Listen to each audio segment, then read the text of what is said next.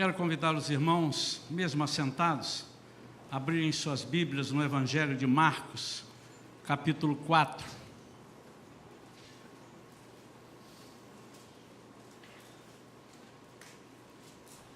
Marcos, capítulo 4. Nós vamos ler a partir do versículo 35, vamos até o 41.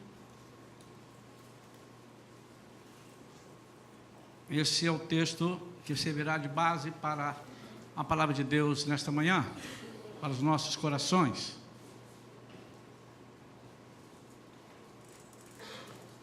Nós estamos começando o ano de 2018 com muitas dúvidas. Uns dizem, não façam nada até saber o resultado disto. Não façam nada, cuidado, até as eleições. Não façam nada até que o Supremo decida alguma coisa. E nós vivemos momentos de incertezas, mas na vida do crente, a nossa perspectiva precisa ser outra. Porque nada disto aqui pode nos atingir.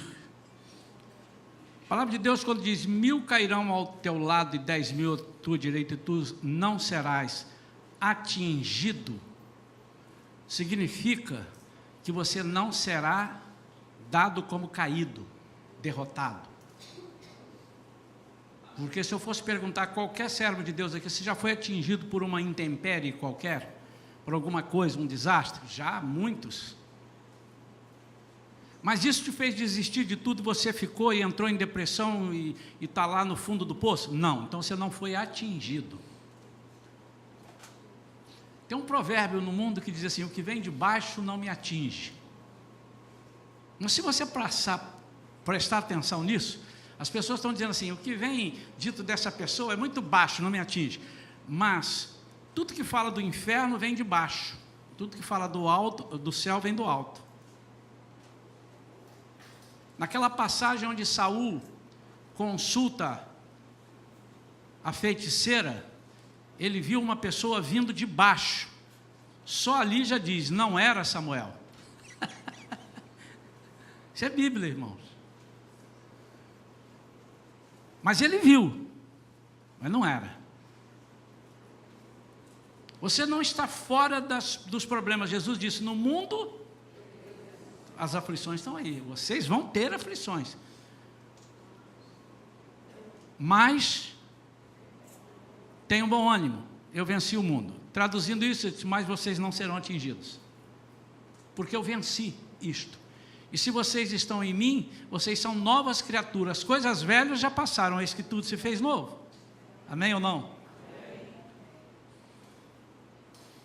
Versículo 35 de Marcos 4, diz assim, naquele mesmo dia, ao cair da tarde, pediu aos seus discípulos, quem pediu foi Jesus, passemos para outra margem. Eles então, despedindo-se da multidão, o levaram no barco, levaram Jesus, assim como estava, e outros barcos o seguiam.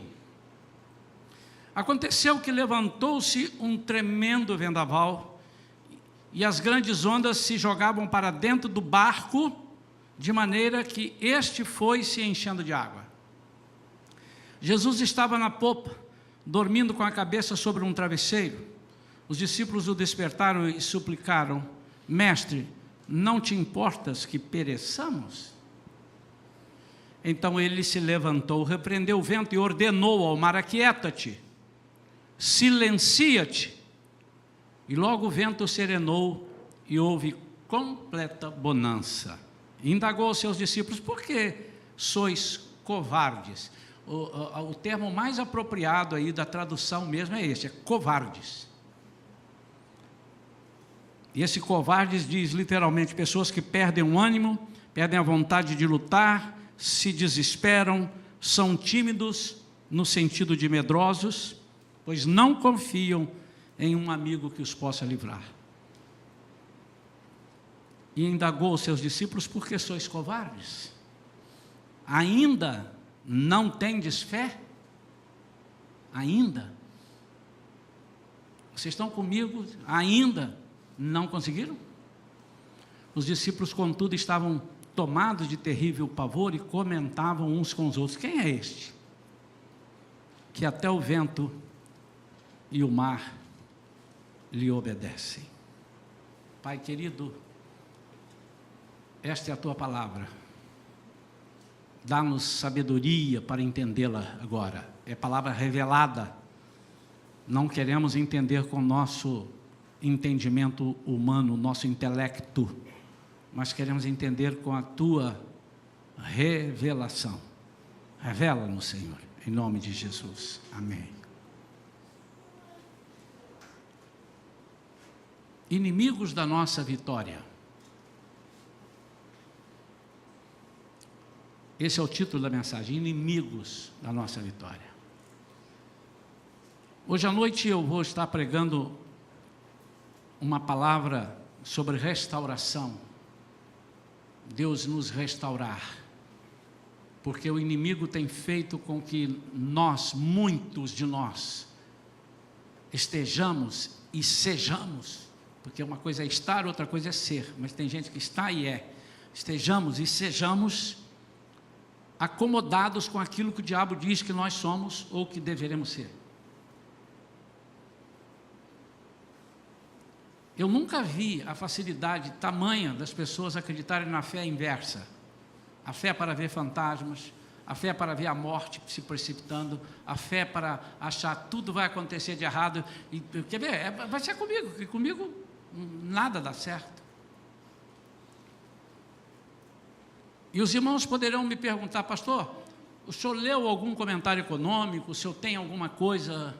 O senhor ouviu em algum lugar? O senhor estudou alguma coisa para dar essa palavra que o senhor deu antes, minutos atrás, sobre o ano de 2018, que eu disse para minha esposa no primeiro dia do ano, no primeiro dia, nós saímos daqui 3 e poucas da manhã,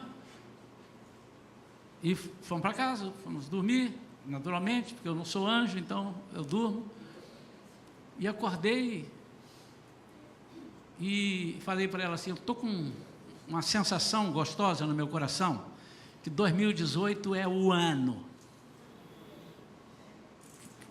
Falei isso para minha esposa. Ela disse assim: mas você estava triste há uns 2, 3 dias atrás. Eu falei assim: é verdade. Mas hoje eu estou dizendo que 2018 é o ano. Eu não sei, eu estou com isso no coração. E se você me perguntar, eu ainda não sei, eu sei pela fé. E eu não posso estar aqui pregando. Imagina se vocês têm um pastor que vem para cá e diz assim: irmãos, eu queria dizer para os irmãos, quem tem dinheiro guarda, não sai na rua, irmãos, o negócio está bravo. Tem alguém que vai para a Baixada Fluminense essa semana? Não vai não. Eu até acho que nós temos que fazer o culto de meio-dia a 1, e não vem de noite não. Vocês iam dizer assim: eu vou para outra igreja que esse pastor já caiu há muito tempo e não sabe, empurra que ele vai deitar ali agora.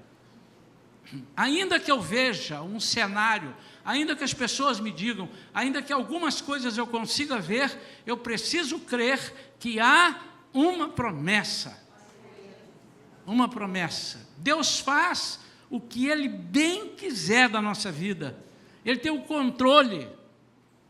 E a letra do hino dizia: porque Ele vive, eu posso crer no amanhã. É só por isso.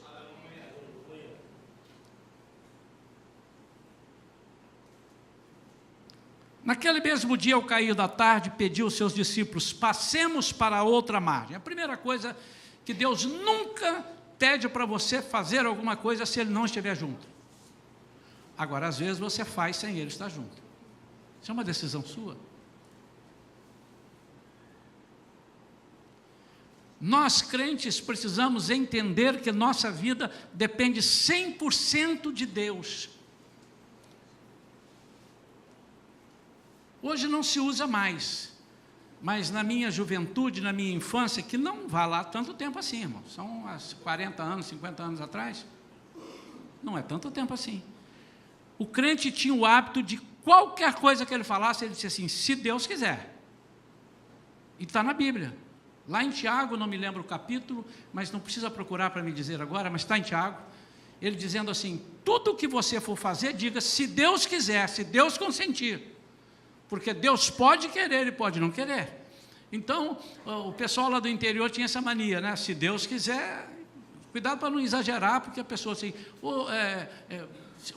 vamos ali um pouquinho, você pode me ajudar um negócio? Se Deus quiser, eu vou, meu irmão. Se Deus não quiser, eu não vou. Não, você pode até dizer, mas já sai andando, porque você logo vai saber se ele quer ou não. O apóstolo Paulo tinha no seu ministério isso presente: se Deus quiser, eu vou. Se Deus não quiser, eu não vou. Ele tinha isso. Mas para saber disso, ele ia. E ele estava se preparando para ir para a Ásia, e ele viu que Deus não queria. Ele já tinha marcado, já o estavam esperando. Eu costumo dizer, já estavam lá os cartazes, avisando: nesta semana, grande culto com o pastor Paulo.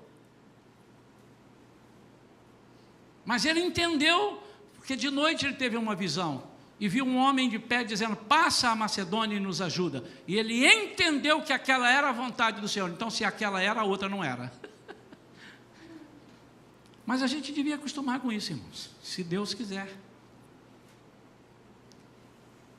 Eu conversei uma vez, estava falando sobre isso, não me lembro com quem, mas já tem um tempo, mas era um irmão em Cristo, e ele falava assim: eu só fico preocupado assim, eu vou aí na sua casa, eu vou aí, tal, vou estar com você, se Deus quiser, né? E eu fico falando assim: mas será que eu não estou querendo dizer assim, se Deus quiser, então eu posso morrer no caminho? Irmão, se você pode morrer no caminho, se Deus quiser, você vai morrer. Se Deus não quiser, você não vai morrer. Quais são os inimigos da nossa vitória? Os inimigos da nossa vitória são tudo aquilo que não nos pertence.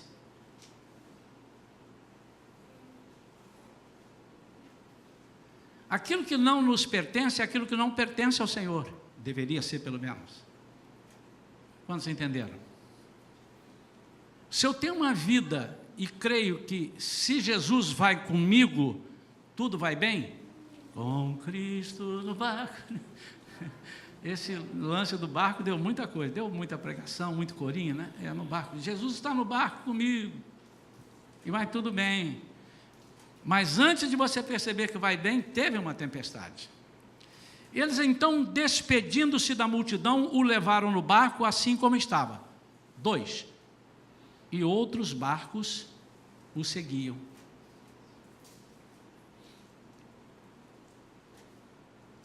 Você já se deu conta de que você está com Cristo e fazendo a obra e tem um monte de gente te seguindo, ou pelo menos te espreitando? Nunca ouvi, eu não estou dizendo que nunca tenha havido uma pregação, mas até hoje de manhã, olhando aqui, lendo e relendo esse texto, eu digo: vou pedir inspiração a Deus para Ele me falar sobre os barcos que estavam seguindo, que ninguém nunca comentou, só fala do barco que estava ali. O que aconteceu com os outros barcos que estavam na mesma tempestade? Eu nunca vi um escritor falando sobre isso, mas eu vou pedir sabedoria a Deus para ver não o que aconteceu. Ele não é obrigado a me dizer que estou te revelando, 3 afundaram, todos, não, mas eu vou tirar proveito disso aí. Alguma coisa o Senhor vai me ensinar. Isso não está aqui à toa, porque se o importante era o barco que estava para afundar, por que ele cita que os outros o seguiam e depois não fala mais? E aconteceu que levantou um tremendo vendaval e as grandes ondas se jogavam para dentro do barco e não dos barcos. Ou seja, parece que os outros não interessavam mais. Aqui pode dizer que aquele barco estava entrando água, os outros não. E pode dizer que estava entrando água neste e ninguém se importou com os outros. Pode dizer um monte de coisa. De maneira que este que Jesus estava, este que os discípulos estavam levando Jesus, foi se enchendo de água. Jesus estava na popa, dormindo, com a cabeça sobre um travesseiro. Os discípulos o despertaram e suplicaram: mestre, não te importas que pereçamos?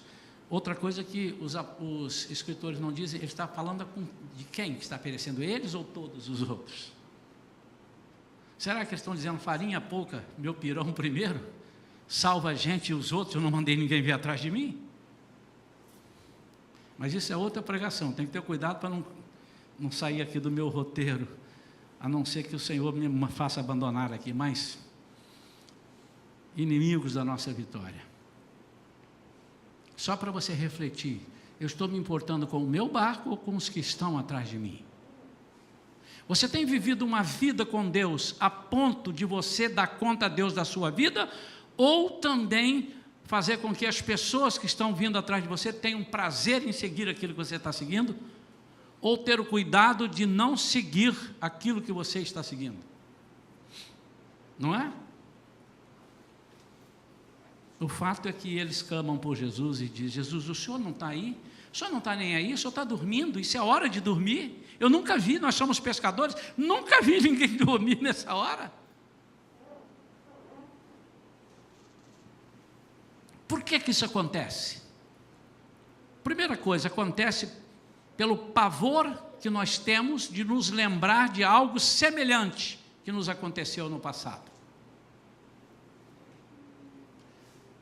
Eu não preciso ler ninguém aqui, eu não preciso estudar para dizer que aquela não era a primeira tempestade que aqueles pescadores estavam enfrentando. Isso eu não preciso nem ser inteligente para isso. Se eles eram, será que nunca pegaram uma tempestade? Será que sempre andaram com mar de brigadeiro, como diz? E o mar de marinheiro, brigadeiro é ar, né? Mar de almirante, né? Será? Não, com certeza.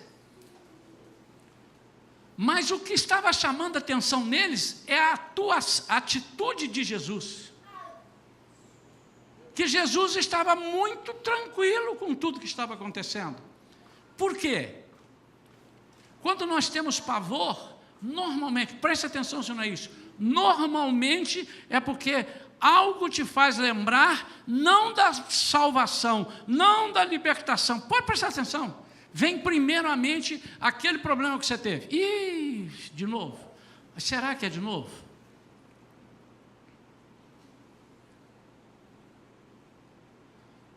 Quando eu estava numa fase, agora até deu uma melhorada, mas todo mês eu tinha pedra no cálculo renal, todo mês, eu e o Alexandre, né? Santo abacaxi, não, Santo Senhor. Quando começava uma dor aqui, eu falava assim, já sei, falar para a Vera, tem uma pedra aqui, está movendo, prepara tudo aí, vou passar por tudo novamente. Até que um dia o Senhor me tocou no coração, e eu passei, ela está aqui ouvindo, eu disse, não vou brincar com um negócio desse. Eu disse assim, tem uma pedra aí, mas já ela já vai sair como todas as outras que saíram e eu não senti nada. E, irmãos, eu ponho pedra assim sem perceber que estou pondo. Agora nem tem tido, graças a Deus não tem tido mais, tem me cuidado com isso, mas eu tenho uma facilidade maior de expelir uma pedra. Até hoje tive, depois da segunda vez que eu sofri bastante. Mas o normal é você lembrar, você indo para o hospital, de cabeça para baixo dentro do carro, não achar posição para estar, de cabeça para baixo, mas tinha alguém dirigindo. E você chegar lá gemendo e querendo esmurrar as pessoas que esperam um minutinho, senhor, só um minutinho que já vamos atender. Esse já vamos dele parece uma eternidade. Né, Roseli? Então, Roseli estava aí, não está mais? Foi lá fora. Tá. É porque ela também sofreu bastante com isso aí. Não sei quantas cirurgias por causa disso. Mas é a tendência. Então, quando aqueles discípulos viram aquilo, assim, já sei, vai capotar o barco de novo. E já não sei. E o Jesus está ali e parece que não está. Irmãos, na vida do crente, há caminhadas, há momentos em que parece que Jesus não está se importando com a gente. Parece que todo mundo te abandonou, inclusive Jesus. Você ora, parece que a oração não volta, não tem resposta. E aí você, antes de vir a resposta, você já começa a mandar a segunda, o senhor não vai falar? O senhor me abandonou? O que é que eu fiz de errado? Ele estava escrevendo, a carta era longa, e você interrompe para falar isso. Então, o primeiro inimigo da nossa vitória é nós nos lembrarmos de algo e aquilo começa a mexer na nossa cabeça e a gente começa a conjecturar e já prepara o cenário para fracassar. Olha o que eles dizem, não te importas que pereçamos? Nunca tinham perecido. Que fé, irmãos, que eles têm. Nós vamos morrer. O senhor não se importa que a gente morra? Só faltou dizer de novo. E tudo que Jesus queria é que eles morressem de novo. Isso é outra pregação. Amém ou não? Tudo que Jesus quer é que você morra. Que você nasça de novo, então você morre. A segunda coisa que é inimiga da nossa vitória é a precipitação. Você sabe por quê? Você sabe que a Bíblia diz que no meio do trigo há o joio. Está aqui, ó, nesta e em todas as igrejas tem o joio junto com o trigo. E você sabia que você não pode tirar o joio? Porque você corre o risco de tirar o trigo junto. Isso cabe somente ao Senhor e no momento oportuno. Ele voltará e Ele vai tirar o trigo e deixará o joio. Ele vai colher só o trigo, Ele vai aniquilar o joio, mas existe o joio. E eu fico pensando que às vezes a gente fica ansioso por eliminar o joio. E o joio que eu digo, eu não estou agora me referindo somente aos irmãos que são joio. O joio é aquilo que parece vitória, aquilo que parece santificado, aquilo que parece de Deus, e a gente fica, não, mas não sei, ó, tem alguma coisa, vamos, lima, e você pode limar o certo, você pode limar uma prova que Deus está fazendo você passar, e você corta a prova no meio do ano, e você não chega ao final, não presta a prova, não tem o diploma. Quantas pessoas hoje, vivendo José, do Egito, não diriam assim, esse menino só pode estar em pecado. Que coisa terrível. Outros, quem sabe, hoje vivendo Paulo, não diriam assim, ele está pagando tudo que ele fez, meu irmão. Por quê? O cara entra no navio, o navio naufraga, ele nada, chega lá morrendo de frio, vai acender fogueira, uma cobra vem e morde ele. Esse cara só está pagando o que fez com os crentes. Não. Se você vir, principalmente esse texto do apóstolo Paulo, havia necessidade daquele lugar que ele foi, as pessoas crerem na palavra ou nas palavras, na pregação, nas pregações do Evangelho, e eles eram muito místicos, eles tinham que ver alguma coisa acontecendo de sobrenatural, senão eles não acreditavam, e aprove a Deus usar o coitadinho do Paulo, e cobra, morde nele, faz tudo, mas ele não morre. A precipitação muitas vezes nos faz saltar de um prédio em chamas. E a chama não nos iria atingir, a gente morre porque se precipitou, se jogou. Precipitar aqui significa dizer que não vai aguentar antes de você saber se não vai aguentar. A palavra de Deus diz que Deus não nos dá nenhuma carga acima das nossas forças, acima daquilo que não possamos suportar. E se Ele dá, é para treinar. E quanto maior, isso eu aprendi, irmãos, desde criança, quanto maior a sua prova, maior será o seu ministério.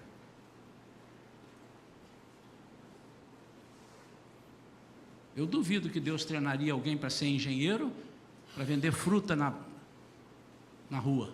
E não tem nenhum comentário pejorativo de que o engenheiro não possa vender fruta aqui. Mas Deus não prepararia um engenheiro para vender fruta. Deus não prepararia um médico para ser lixeiro, talvez. Não sei. Conquanto, eu repito, não haja nenhum demérito em nenhuma dessas funções e serviços. Então, se Deus te dá uma carga e você está achando que, meu Deus, como está, você pode ter certeza que o seu ministério está conquistando a confiança de Deus. Deus já viu em você. Deus não chamou 200 Moisés, Ele chamou um.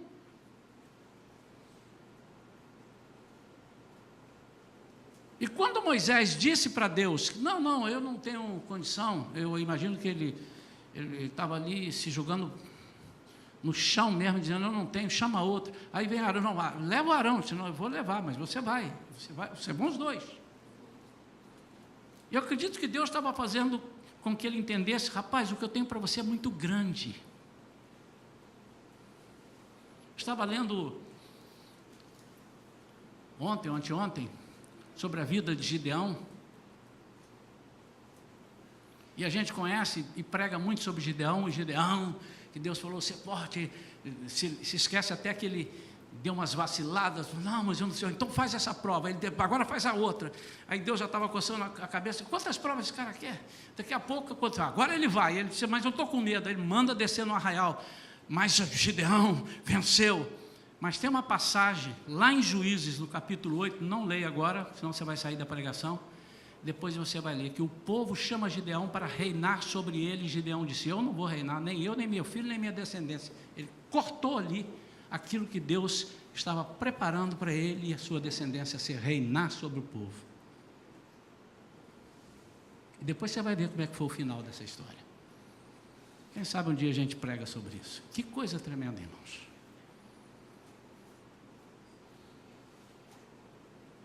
Mas ao invés disso, ele chamou o povo e disse,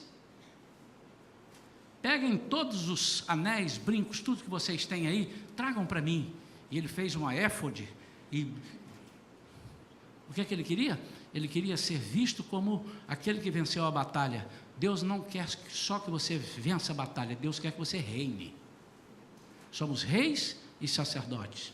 Então não se precipite, meu amado.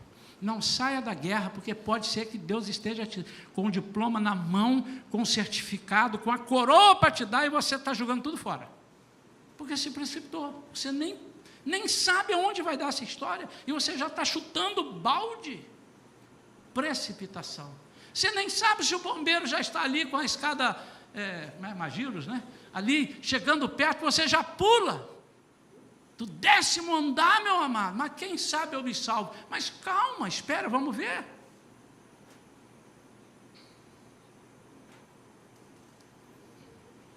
Agora, a outra pergunta, por que Deus então quer me permitir as tempestades?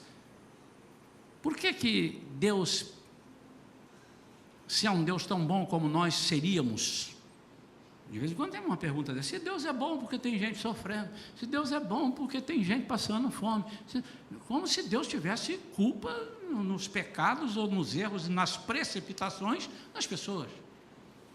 Mas há uma causa, há uma razão, eu já disse aqui agora algumas, né? Primeiro, ele permite para nós conhecermos os nossos limites.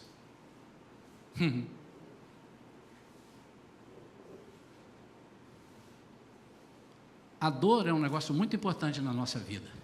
Fala amém pela dor, fala aí para mim. Mas você não gosta de sentir dor. Mas se você não tivesse dor, meu amado, você enfiava a mão na boca de um leão, e ele comia o teu braço todo, você não ia ter dor. E ele, aí você viu, o que houve? Deixa eu botar o outro para ver o que vai acontecer. Ficou sem os dois. Se não houvesse a dor, você ia dar cabeçada na parede e morrer. Mas quando você esbarra, e passa a mão, aqui eu não posso bater mais. Nós temos limites. O erro é quando nós estamos querendo estar além do nosso limite, é um deles, e o outro erro é quando nós achamos que nós não valemos nada.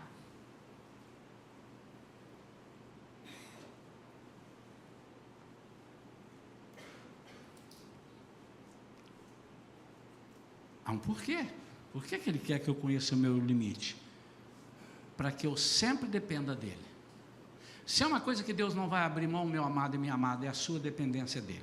Pode esquecer, você pode fazer o que você quiser, pode ser o bonzinho, pode ser o maior evangelista, trazer 1000 pessoas por semana para a igreja e tal, mas se você for independente, ele vai cortar os teus pés, os teus braços. Você não anda. Mas isso não é novo, não. Isso é antigo. Quando o povo reclamou lá que não comia carne, ele mandou as codornizes, começaram a juntar, traz o balaio, fulano aqui, peguei 20, pega 30, bota ali, Deus, não junta não que eu vou fazer apodrecer. Eu quero que vocês dependam de mim todos os dias. E tinham se esquecido, que estavam ali comendo há não sei quantos anos, que ainda não tinha chegado no ano 40, e não tinha faltado nada. Que já estavam ali 20, 30, como diz no final, nesses 40 anos, os pés não se incharam, os seus sapatos não ficaram velhos. E quando diz, seus sapatos não ficaram velhos, ele diz assim, sapateiros novos fizeram novos sapatos. Não é isso que ele está dizendo. Ele está dizendo que você teve o mesmo sapato. É assim que eu creio, é assim que a Bíblia diz. Você precisa conhecer o seu limite. Você tem limites. Então, pastor, eu tenho limite. E quando você sabe que você tem limite, você anda na dependência. Eu preciso de Deus. Eu dependo da graça de Deus para viver. Sem a graça de Deus. A minha graça te basta, Paulo. Você está preocupado com o quê? A minha graça te basta. Sabe o que Deus está falando para Paulo? Você está reclamando do espinho? Eu vou te dar um antídoto para o espinho. Essa é que é importante. Eu posso sarar o teu espinho na carne e você ficar sem a graça. Escolha a graça, porque a graça ela cobre o espinho, mas cobre também outras coisas. Chama-se dependência. Deus quer que você saiba o seu limite. Quando você sabe o seu limite, você estuda mais, você lê mais, você sabe o seu limite.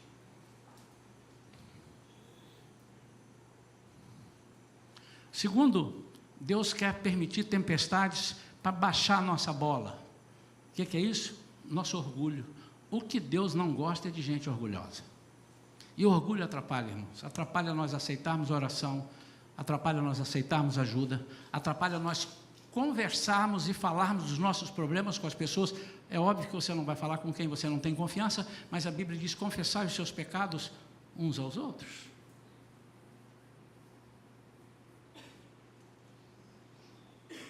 Da minha vida ninguém sabe. E o diabo já sabe há muito tempo, porque está vendo você fazer um monte de bobagem. Jesus já sabe antes de você nascer, e você diz que ninguém sabe. Só aí já, os anjos dele todos sabem, que ele está falando, vai lá, segura ali, cobre aqui. Conta. Porque você pode estar cerceando um irmão de ser abençoado ao orar por você. Terceira, Deus quer as tempestades para que você e nós reconheçamos que Ele tem todo o controle. Ele tem da sua vida, mas tem da natureza. Tem de tudo.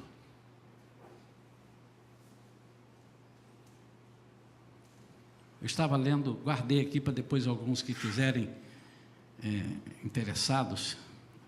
Recentemente, a NASA encontrou no sistema solar muito parecido com o nosso. Diz que o Kepler 90 possui 8 planetas e sua estrela é 30% maior do que o nosso Sol. E ele continua dizendo que ele está muito perto. E o novo sistema solar é composto pela estrela Kepler 90, que é mais potente que o nosso Sol e está localizado a 2.500 anos-luz da Terra. –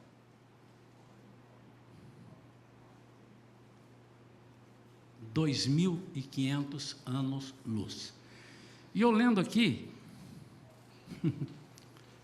ele faz assim, você pega uma nave que anda 200 km por hora e vai para lá, você vai levar 2 bilhões de anos para chegar lá. Vamos supor que Jesus e Deus estivessem do lado dela, não estivesse acima. O máximo que Deus está é ali. Olha a distância que a Terra está de lá, dele. E o controle que ele tem, quando você fala com ele, a resposta da oração vem. Nós somos muito pequenos, irmãos. Nós somos muito pequenos. Ele tem o controle de tudo. E a nossa pequenez é acharmos que podemos fazer as coisas sem Ele. E o que ele estava mostrando aos discípulos aqui é o seguinte: vocês vão trabalhar para mim e vocês vão ter que falar o seguinte: aleijado, você está assim há quanto tempo? E o aleijado vai dizer assim: eu nasci assim, não sei o que é perna certa, minha perna é torta desde que eu nasci. Ah, não, aí não sei porque, como é que faz. Em nome de Jesus, levante e anda. Para que as pessoas acreditem, você acredite naquilo que você está falando, você tem que ver algo que você nem sabia. Quem é este que até o mar e o vento lhe obedecem? Agora eu quero que você faça um exercício. Qual é o teu problema? Você é aleijado de nascença? Não, pastor, muito menos. Você está sem controle sobre o barco que você está? Provavelmente. Eu estou sem controle porque eu estou tentando fazer as coisas, estão errando, seja o que for. Você não pode esquecer que você aderiu, você fez adesão, porque aquele que crê em Deus não é um consentimento da mente. Quando diz lá em João 14, 12, a tradução desse crer ali não é um simples consentimento da mente, mas é adesão a alguém. É compromisso de vida. Então, se você verdadeiramente aceitou Jesus e está aqui porque crê nele, você tem que crer nessas coisas. Que o nome dele é um nome poderoso. Pastor, mas eu estou com um problema. Vamos voltar ao início da mensagem? Eles também estavam. E o que eu falei no início, você não está livre disso. Mas você tem que enxergar pela fé. E o que Jesus estava querendo é que eles enxergassem pela fé. O que é a fé? É você acreditar numa coisa que você nunca viu. Eles nunca tinham visto aquilo. Tanto que perguntaram: quem é este homem? Que até ao mar e ao vento manda e lhe obedecem. Eu quero profetizar para esta igreja no ano de 2018, como igreja, um ano de vitória. Quero profetizar para cada membro, na sua vida pessoal, um ano de vitória. Quero lhe garantir que você terá algumas tempestades. Amém. Por isso eu falei na vitória antes. Quero lhe garantir, meu amado, que o Senhor tem o controle de todas as coisas. Mas o que nós precisamos fazer então? Fechar os ouvidos para aquilo que não vem de Deus.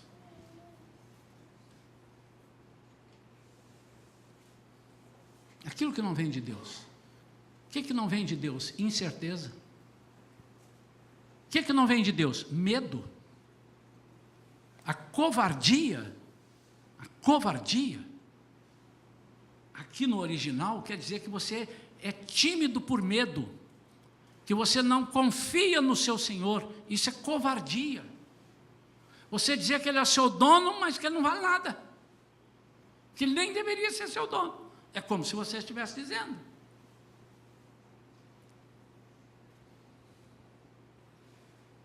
Só tem um jeito do diabo te vencer, meu amado. É ele vencer a sua mente. Aqui é campo de batalha do diabo, está aqui, ó, na mente. Se ele fizer com que você acredite que você não vai, você não irá. Se ele fizer com que você acredite que é impossível, impossível será. Vai passar hoje no Fantástico, não sei se foi de manhã, que no Esporte Espetacular, anunciou ontem, um rapaz tetraplégico, não sei quantos viram, uma cadeira de rodas, mas ele gostava de esporte. O cara, ele, tadinho, ele não mexe com nada, né? Então parece que tem lá, alguém vai levar uma coisa para ele, Tite, ele é amigo dele. E o cara numa cadeira de rodas, mas ele é todo, ele não mexe, acho que a boca, o olho, não mexe nada. Se formou em educação física. Educação física, se você me pergunta isso, eu digo, não, se ele formar em medicina, deixa ele formar em advocacia, que aí ele fala do jeito que ele tiver, se ele estiver deitado assim, ele fala, se ele tiver, ele fala. Mas você vem me perguntar se ele pode ser professor de educação física, isso é inviável, irmão. Amém ou não amém? Você acha Você apresentaria ele, esse rapaz quer formar em alguma coisa, você vê ele todo tetraplégico. Você indicaria ele para uma escola de educação física? Não brinque comigo, irmão, você não ia fazer isso. Está todo mundo me olhando assim. Vai ter fé assim na China, você. Duvido eu dó. Mas as coisas impossíveis são... Ele certamente, ele falou, eu vou fazer a minha vontade, a minha força, mas ele tem que ter Deus consentindo, porque senão não tem jeito. Eu quero profetizar para você um ano de 2018 cheio de desafios. Porque quanto mais desafios você tiver, mais vitória você terá. A não ser que você não tenha aderido, não tenha participação de vida com Jesus. Que é a tradução do crer do João 14, 12. Aquele que crê em mim fará as mesmas obras que eu faço e outras maiores, porque eu vou para o Pai. E Ele está mandando um motorzinho dentro de você chamado Espírito Santo, um dínamo, que vai te impulsionar. Amém ou não? Eu queria convidar você agora a pensar por 30 segundos, 40. Pensar o seguinte, eu vou dizer o que você vai pensar. O que em 2017 até agora você disse assim, eu queria isso assim, mas isso para mim é impossível. Agora tem um propósito, viu, meu irmão? Não vai dizer assim, pastor, eu estou pensando em voar sem asa, mas isso para mim é impossível. Eu vou dizer assim, meu irmão, deixa eu te dar um dinheiro, compra uma passagem de avião, voa de avião, é melhor. Né? Não tenha propósito, não tenha coisa sem propósito, por favor. Mas aquilo que você diz assim, minha mulher, já perdi a paciência com ela. Meu marido, não adianta nem falar mais, já entreguei.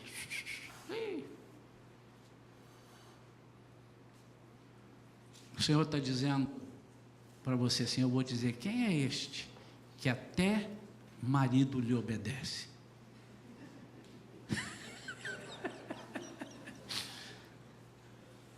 Que até mulher baixa a cabeça para ele. Tem mulher que consegue abaixar a cabeça para Jesus. Aquele curso, queria que você pensasse aí, aquilo que você está dizendo, impossível, que tenha um propósito. Qual é o propósito? Nosso propósito é servir a Deus. Se tudo que você faz está carreando para servir a Deus, show. E eu quero que você pense nesse minuto aí, nesses segundos que eu te dei para você pensar. Você já deve ter pensado durante a pregação, mas se não pensou, coloque aí. E nós vamos orar por isso. E você vai fazer só uma coisa depois da oração: parar de falar. O senhor não se importa que eu vou morrer? O senhor não se importa que meu casamento vai acabar? O senhor não se importa comigo? O que o senhor está fazendo aí no céu que não viu isso ainda? Você vai parar de falar coisas parecidas com isso. Amém? Então pense aí, pode pensar.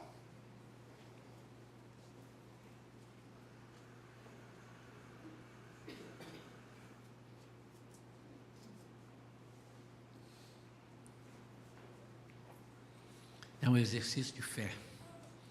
Exercite a sua fé. Pai, em nome de Jesus, o Senhor ouviu os teus servos. E agora, Senhor, desafio a fé de cada um deles, para que eles coloquem em ação, Senhor. E eles tenham um compromisso de vida contigo. Em nome de Jesus. Amém.